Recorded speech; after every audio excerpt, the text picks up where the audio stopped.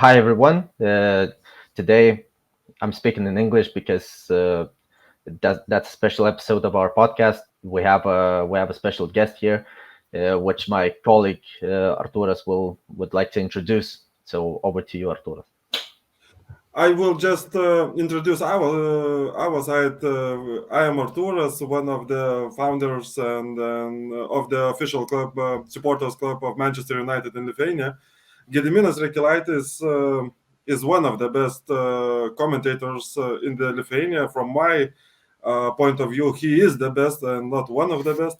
And Vainis is my colleague. Also, he is one of the founders of the Manchester United Lithuania Supporters Club in Lithuania, and he will moderate this conversation and he will manage our discussion. And we have very special guest, Mr. Anatolii. And how are you, Slava Ukraini? Hello, Slava. And I'm fine, yes, and thanks. For now, it's okay. Yes, hi everyone. I'm Anatolii. I am founder and chairman of official supporter club in Ukraine, Kyiv Reds. Yeah, so Kyiv Reds is recognized by the Manchester United club, approved as official supporters club in Ukraine, in Kyiv. And for us, it's only first year that we are recognized by the club, and we are building some community around Manchester United in Lithuania. And let's have a conversation about Manchester United and how we got in love with this club and other issues from history of Manchester United related with Lithuania, related with the Ukrainians, and so on. But as I mentioned, Vainis is the best in this role, so I will pass the word. And yeah, Vainis, the floor is yours. Okay. Thank you very much, Arturas. So to begin with, Anatoly, could you tell us about more about Kyiv Reds, the whole club?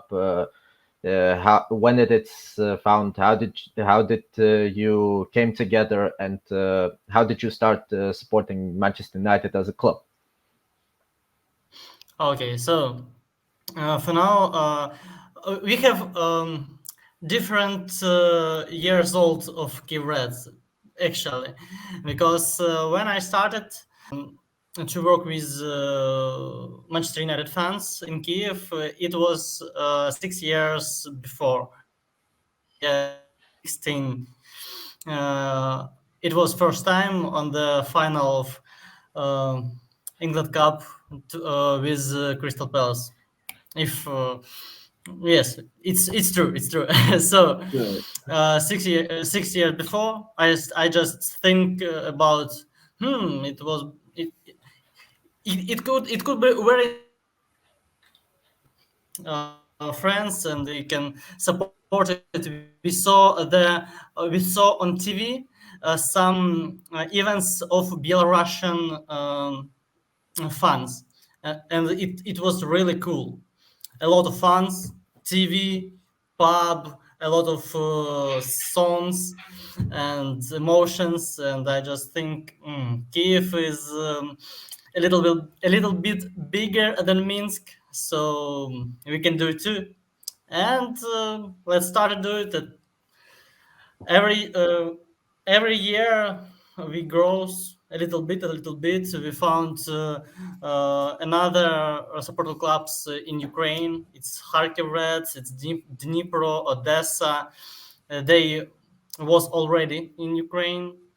I thought about why we don't work with Manchester United. Could we? And yes, we just sent them a message. First time it was difficult to us.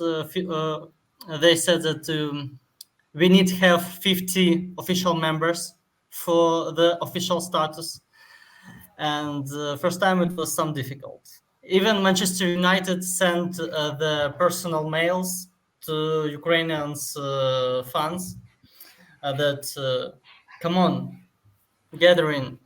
But first time next year we got like 85 members, and we started to work with some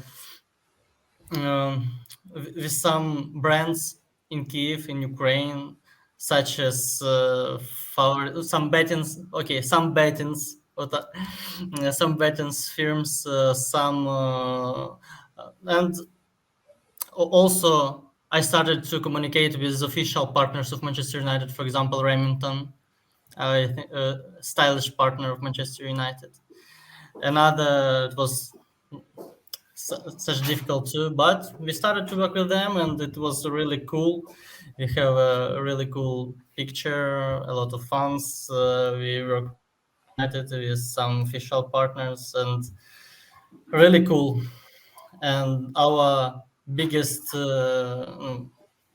number of official members was like 120, and we get 84 place in the world. It was 3 years ago or 2 years ago. Yes. Even Manchester United invite us to some evening, yes, with fans over there. But unfortunately, it's not so easy for us to go to England. So we want there. So about start of our club, I told okay, and another story. Sorry, another story. It's I don't know. Maybe you saw the news about deaths of our founder Oleksandr Kukin. Yes, she started. Condolences. Thanks. She started to gather Manchester United fans in 2002, 20 years ago. He started it, and it was not bad, but after 6-7 years, unfortunately, they stop of their work because everybody was growing. It's family, it's work, and for keep supportive club on the top, you should have a lot of time. So unfortunately, they stop there, but I reborn his work. I can say like this, and that's why we have 2 years, 2 years, like 6 year from my started, and 2 years, 20 years a lot at all. 20 years. Yeah. So it is very beautiful. Oh, sorry for interruption. So it is very beautiful when you have continuation, when people can pass to the another people, like in a real football club. Generations are changing, but the idea is not changing. It is always the same. So it's a nice story, impressive.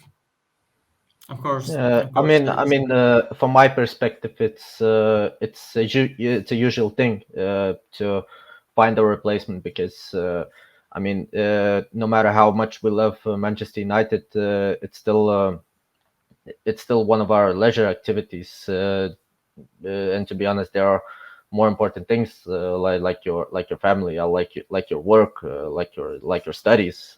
I'm a student, by the way.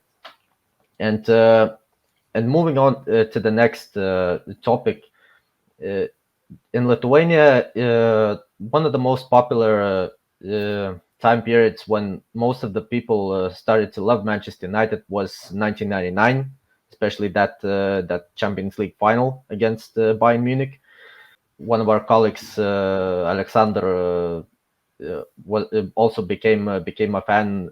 I remember he told a story from the semi-final against Juventus, and what about you guys? What about the Kyiv Reds? How much did 1999 influence your love for Manchester United, or it was a different period? For example, Mikey. For sure, 99 period, the treble of United is a very big date and influence for all of the world. Yes, but in Kyiv Reds it's different for sure, because even me, I was in 99 year. I was 6 years old, so I can tell that this treble for me is a start, yes, of support. For me, for example, David Beckham. David Beckham is my icon, and it was my first T-shirt. Manchester United, David Beckham. It's like 2003 year. For another, it's era of Cristiano Ronaldo. Yeah, and it's a lot of guys, even who youngest, yes, of course, who saw the start of career of Cristiano Ronaldo, and it's logic. We have different, and also, of course, we have some old that started to support Manchester United much more Before. earlier. Really, yeah.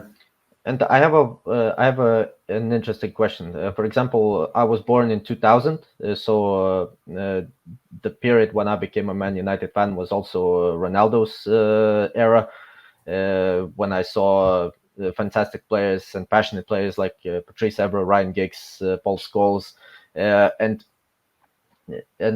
sadly for us in Lithuania, there are not much people of my age who come to the bar to watch games, to have a good time with the colleagues. And what about Kiev? Do you have a lot of, for example, 20-year-olds who are involved into your fan club? Yes, we have. Of course, we have a lot of students, and when we started, a lot of students come without money, and it was the problem for pub.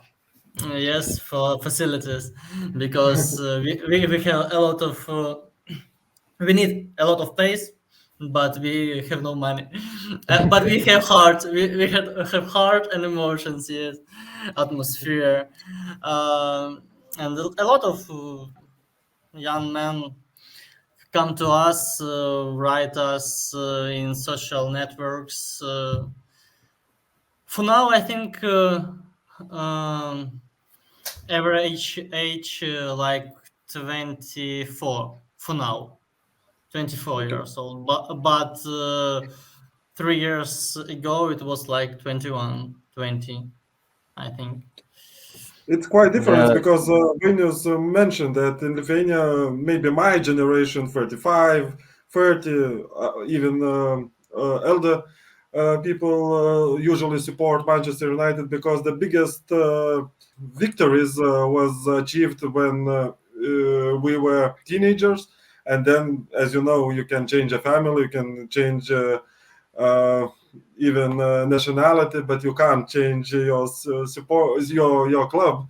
So these younger generation usually they support Spanish teams like Barcelona because it was generation of Manchester City. when they Manchester City fans are usually right now 12-year-olds, maybe 15, but not over 20. And what my point was that it's a bit unusual for me to hang out with over 30-year-olds in the fan club because as I told you, I'm one of the youngest in the group, and of course we have some young people in our group on Facebook, but sadly they rarely show up at the bar. And for those who are listening, I strongly recommend you to now there will be a new season, a fresh start. So you're welcome to join us in the bar. Maybe if some Ukrainians are in Vilnius or Kaunas, whatever, they're also free to join. We welcome people from every nationalities when they want to watch games or have a good time. And I want to move on to the next topic. It's about I think the only Lithuanian connection to Manchester United is a guy named Andrei Kanchelskis. He played in the club in the 90s. He's a man of Lithuanian origin, and there's a question raised. So Kanchelskis is Ukrainian, Lithuanian, or even Russian? So maybe Polish, yes. yeah. So I'll let you guys to discuss, because I think I'm too young. I'm a bit too young for this, to be honest. I want to have a few minutes. Kanchelskis, I know that even in Lithuania, people started to support Manchester United because of Lithuanian, how to say, pronunciation of surname. And Kanchelskis was supposed to be Lithuanian or some kind of origin of Lithuanian, but I will add Vainius that Busby father and mother was Lithuanians, so we have all one more big connection. But yeah, Kanchelskis was even in Lithuania, and I personally had some chat with him and conversation, and how strong connection with the Ukrainians of Kanchelskis. What do you think about him? And honestly, I do not know how he reacts and how he acts in the context of war, because we know that he is also very connected with Russia. His career was in different clubs in Russia. So yeah, how it is. I think there is only one thing that connects Andrei Kanchelskis with Ukraine. It's his born. Because as I know, he's born in Ukraine, in the center of Ukraine. Yes, but for sure, I even didn't hear from somebody in Kyiv Reds or other Ukrainian clubs that they think that Kanchelskis is Ukrainian. Nobody think that, because firstly, if we talk about war, yes, it's zero reactions, and unfortunately, even a lot of players from Manchester United now for now zero reactions first time. But from Andrei Kanchelskis, we even didn't wait it, because we know that he's like his position more Russian. Yes, he like player of Soviet Union, not Ukrainian, and that's why nobody in Ukraine thinks that Kanchelskis Ukrainian. No. It how to say? It's a pity because he had possibility, but the mentality, I think, it's more Russian than European, Ukrainian, or Lithuanian. But we mentioned war. Can I have one question? Because in one hand, when we talk about Manchester United or football as such, it's not such an important thing when we have a war here in Ukraine, and we see that terrible things. In another hand, people need good emotions and positive feelings, and football sometimes can make this psychological effect for people for just few hours to do not think about that and to go out from these terrible things. And during World War II, the football was extremely popular in Great Britain because of that. How it now in Ukraine. What does football means to you at this moment? Not in general, but at this moment from the end of February. Okay, I can divide football for Ukrainian, yes, football of Ukraine and football of Manchester United, and I will start from Manchester United. When war started, of course we even didn't think about football. For example, me, I firstly pass. I firstly didn't watch the game. 2 or 3 games I didn't watch because for me it was much more important family and other things and the life, like for everybody in Ukraine. But of course, with time, we started following Manchester United like previous. Look for the news, look at the games, but it was at home when you're alone, without your friends, and unfortunately, Manchester United didn't show the good game. To be fair, unfortunately, and even when you saw the game of your favorite club, and unfortunately, it was just like was started games of Ukraine football team for World Cup. It was it was another thing. It was another thing because our guys from the team, majority of them were in Ukraine, and they were these things. It's were very difficult for them, and they were fighting for us, for Ukraine, for Ukrainians, and we saw it. We saw how our guys fighting, how they give everything that they have, and it was really, really good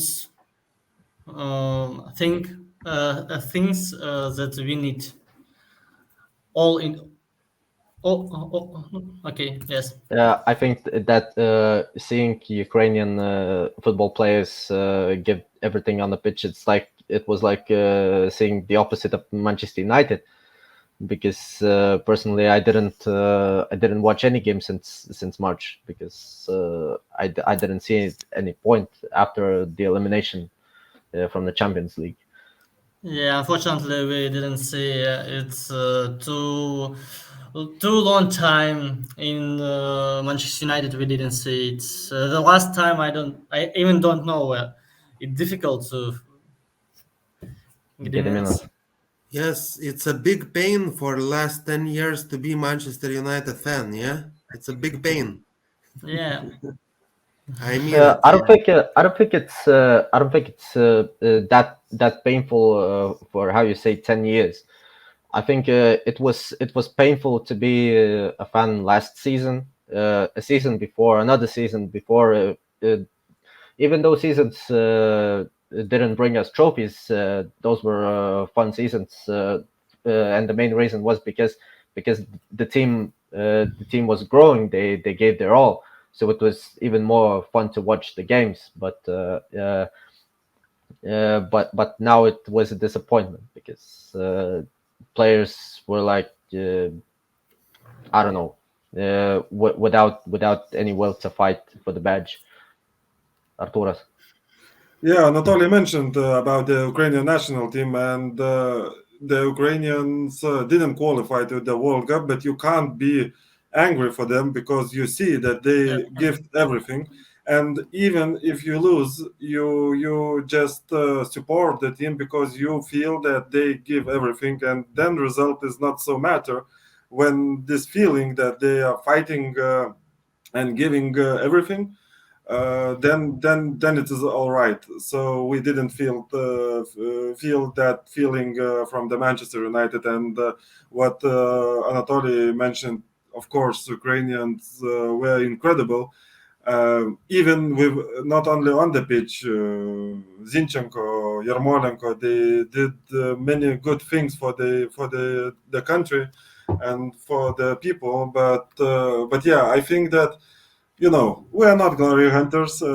Trophies are very welcome, but the most important thing to feel connection with the team, and you can feel connection with the team only then when they are fighting for the supporters around the world. I mean, it's the basics of every sport. When you win, you are a winner, and it depends whether you are a loser or not. Is the mindset that you bring on the pitch. If you go on the pitch without motivation to fight for your team, you are a loser when you lose a game. Manchester United this season were losers. The seasons before, that's what I'm saying. They weren't losers. Maybe they lost the Europa League final, but they didn't play that well in the last games. But they fight it. They gave their best, even that long penalty shootout. Only De Gea missed this penalty. Mm-hmm.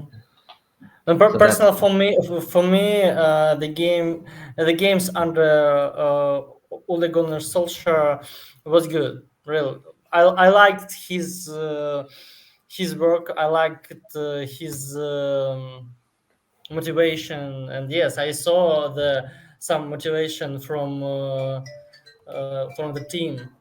It was, for example, the game in Paris. For example, it was unbelievable. It was a great comeback, and we like it. We love it. It's like deja vu from the past of night in Munich, night in Moscow, 2008.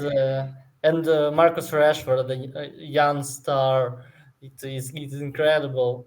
It was very cool, but hope and believe, like true fans, that everything will be good, and Erik ten Hag will come back united to the top.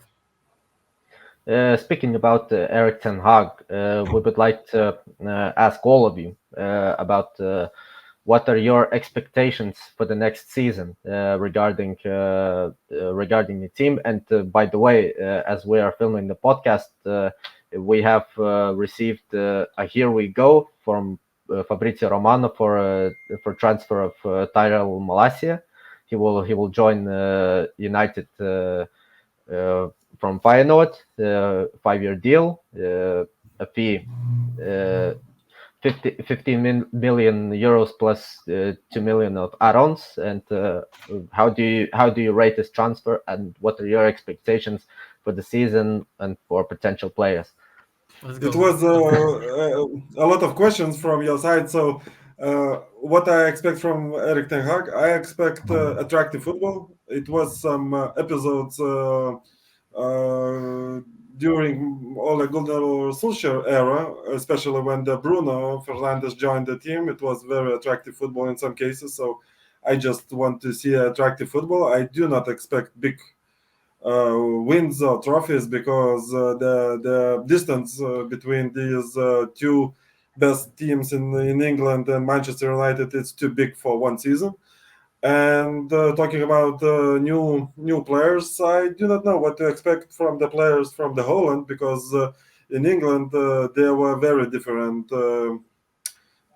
For example, Luis Suarez was incredible, and Memphis Depay or other players from Netherlands League was not so good, because the difference between Premier League and Netherlands Eredivisie is completely different, and it is very big.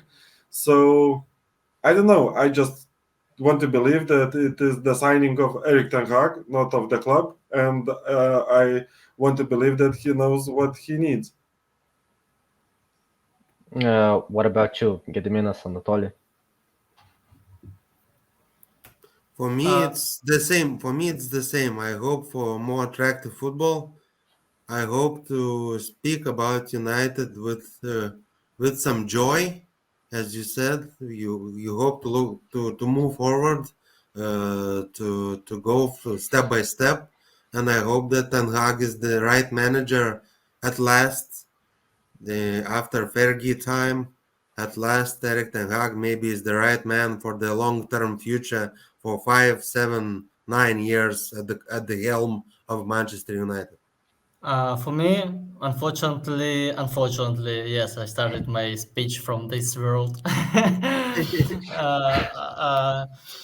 I am scared, yeah, to be fair, because every time when we have a new coach, every time everybody says he's best coach in the world. Yes, we will win the trophies and etc. The special one, one goal, Moses, the everybody except Solskjaer. Yes, but Solskjaer was good, and even when come the last coach, shame Ragnick. for me. Yeah, thanks. Yeah, Ralph Ragnick. Shame on me. Yes, everybody saw. Yeah, it's cool. It's cool, coach. Cool, strategic. Yes, and even Jurgen Klopp says that shit that a good coach come to Premier League, but unfortunately, like we saw, he did nothing. Unfortunately, but of course, yes, I'm true fan. Yeah, I'm true supporter, and I believe that, like everybody, that Erik Ten Hag will give us that we deserve. We saw that, and we know that he's a good coach, that he's strong. We see now training are going. Yes, we see it, and of course, everybody hope. And about transfers, yeah, we have today we have a lot of memes already because our transfer politics. Come on, Man United. Come on, someone sign someone. Yeah, we're about to sign the first signing, as I told you, Tyrell Malacia. Here we go, by Fabrizio Romano. Yeah, like is it done to? Yeah, come on, Zidane. We have What about Frankie De Jong? He is close to becoming a member of Red Devils. What do you think of him? Frankie De Jong. Here I'm not agree with Arturas that Netherlands players are not good in Premier League. They are like another players from another nationalities. Yes, someone good, someone bad. For example, Van Nistelrooy and Van der Sar was good. Yes,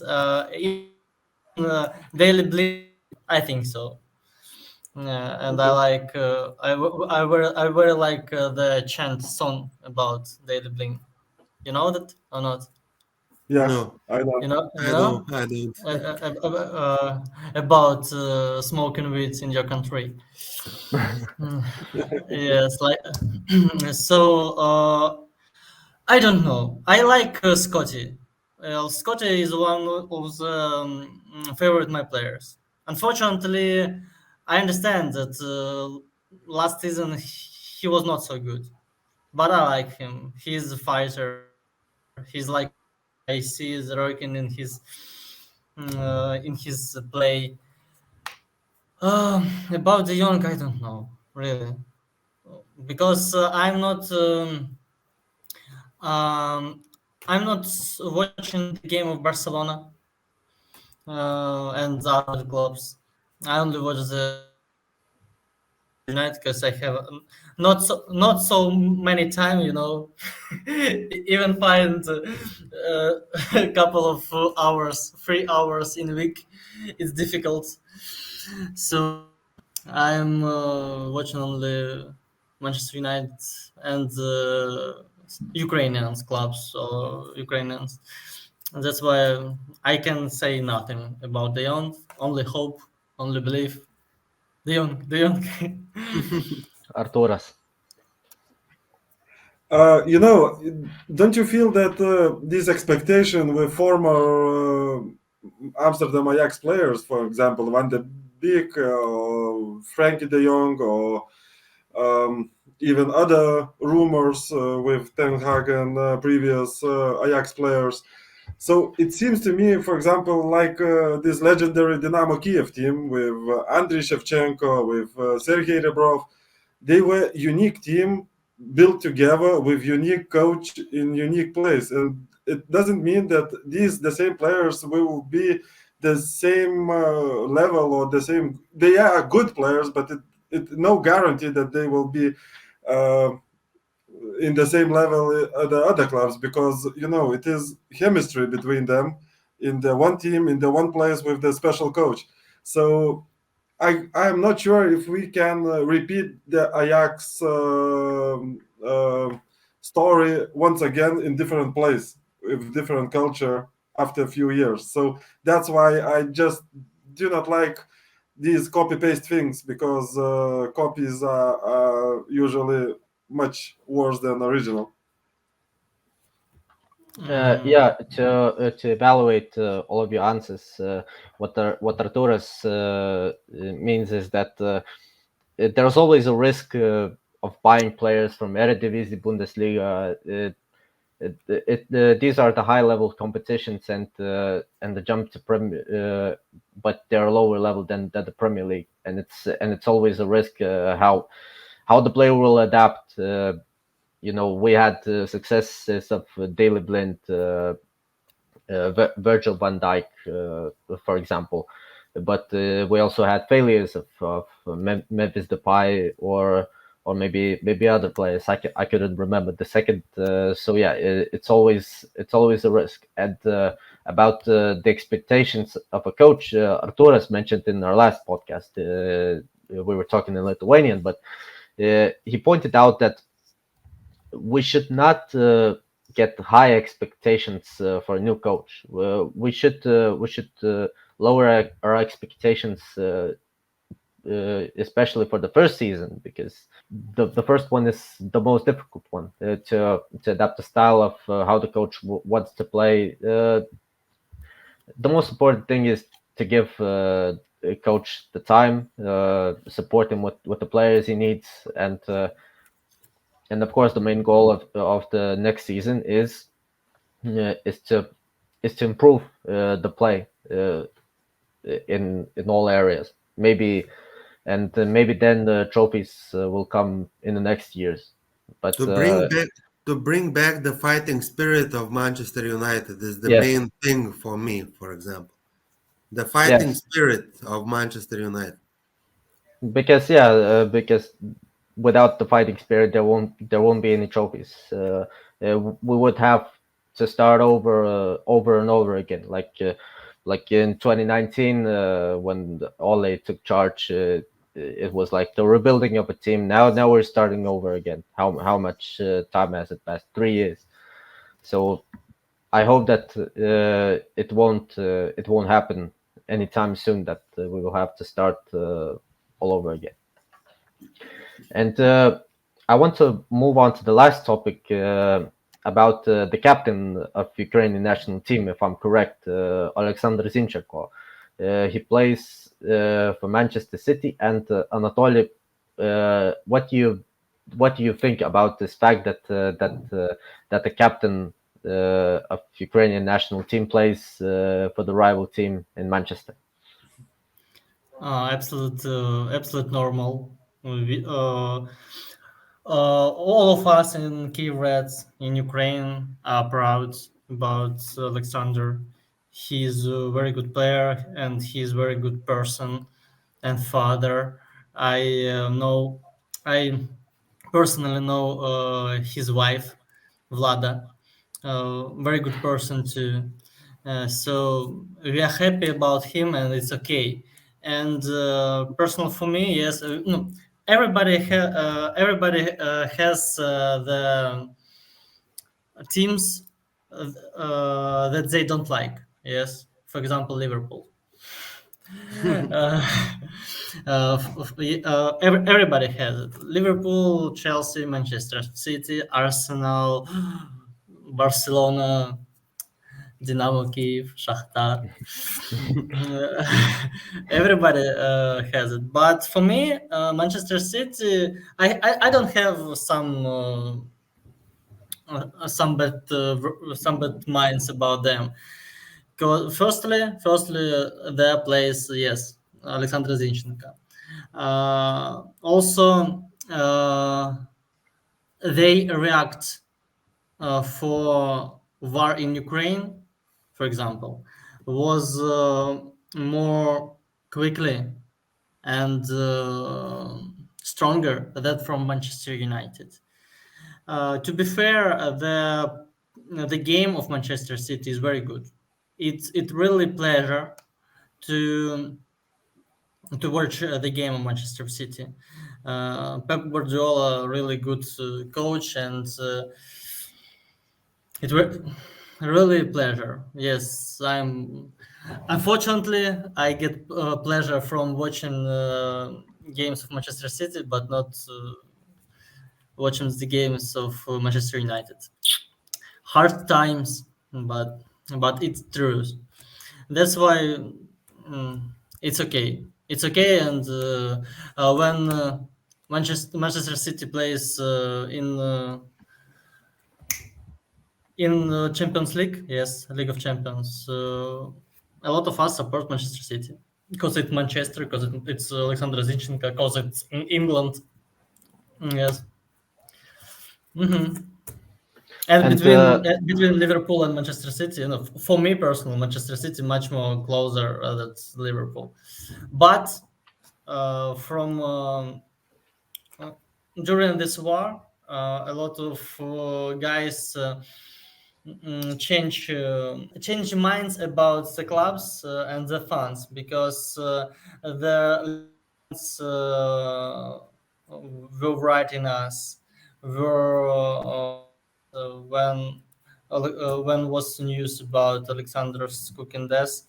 They help us with donations. Chelsea supporters help with donations, and other guys from Kyiv, from Ukraine. Yes, so that's why we have for now very good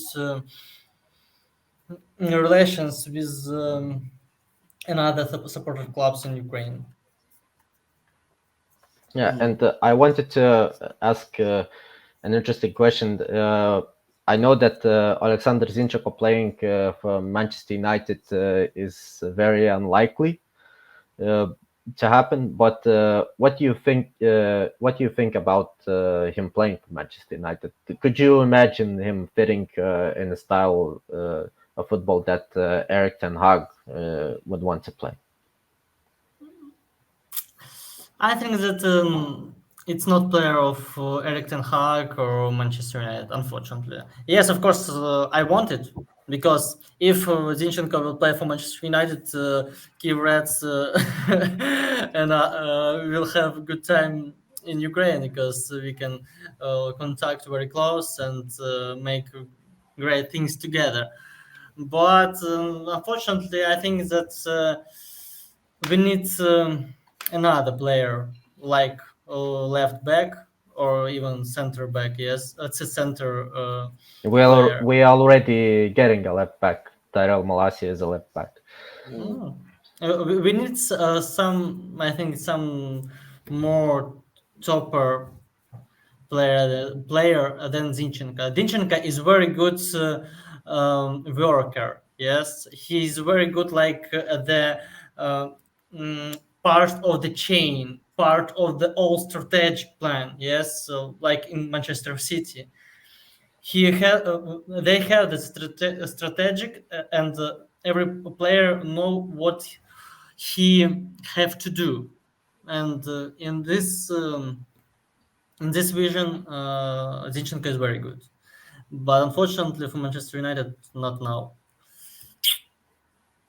Arturas, yes, I saw your hands. I would see Zinchenko in Manchester United squad even now, but not in the left back, but in the midfield, like he is playing in the Ukrainian national team. He's amazing player, and I think the natural position it's not in the left side, but in the middle, because he is very smart and unique player.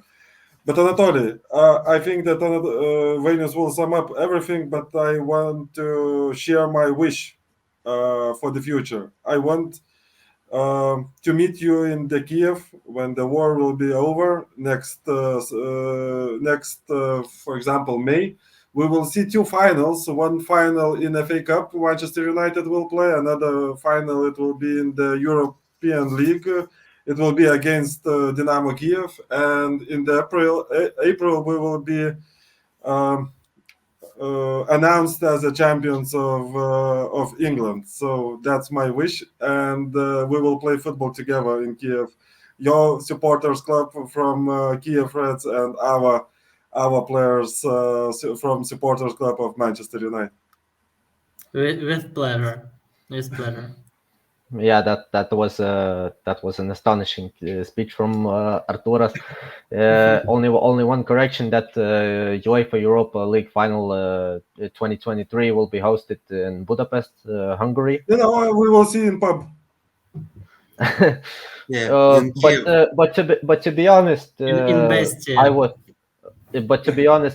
I would like to go to Budapest and watch the UEFA Europa League final. I think regardless of if Manchester United will make the final, because I could tell a short story that I applied for tickets for Europa League final in Gdansk in 2020, but then the pandemic came and my plans were ruined.